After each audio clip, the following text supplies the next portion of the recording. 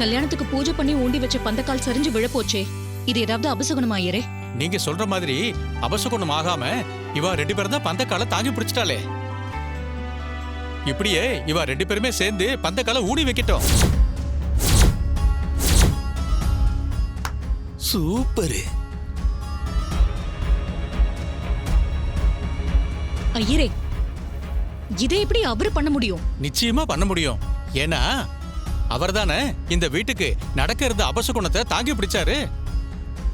அதனால தாராளமா அவ 2 பேருமே பந்தக்கால ஊடி வைக்கட்டும்.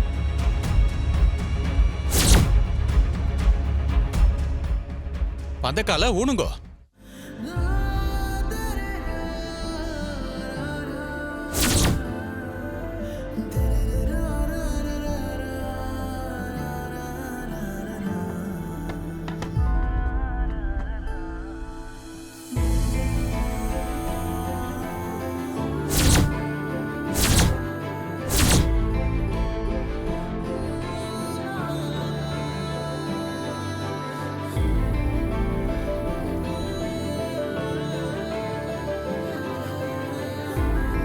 அம்மா, எப்படியோ அபசகுணம் இல்லாம பூஜை நல்லபடியா முடிஞ்சதுமா. இனி எந்த பிரச்சனையும் இல்ல. நான் உத்தரவு வாங்கிக்கிறேமா.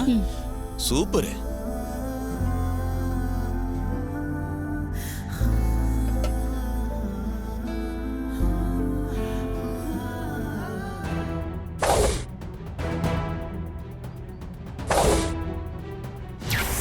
இது பாரு, உன்னை என் பொண்ணோட ஃபங்க்ஷனுக்கு நான் கூப்பிட்டதுக்கான காரணம் என்னன்னு தெரியுமா?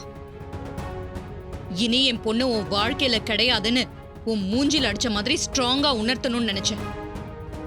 அதுக்காக தான் உன்னை வர சொன்னேன். நல்லா கேட்டுக்கோ, என் பொண்ணு கையில அந்த மாப்பிள்ளை மோதிரம் போடுவான். அதோட உனக்கும் என் பொண்ணுக்கும் எந்த சம்பந்தமும் இல்லைன்னு முடிவாயிடும். ஓகே? ஏதோ காத்துல சாஞ்ச பந்தக்கால புடிச்சதுக்காக எல்லாமே உனக்கு சாதகமா நடக்கும்னு நினைச்சியா? கூடிய சீக்கிரம் நிச்சயதார்த்தம் நடக்கும். அவன் ரேவதி கையில மோதிரம் போடுவான். அப்போ நீ எப்படி ஃபீல் பண்ணுவேன்னு நானும் பாக்குறேன்.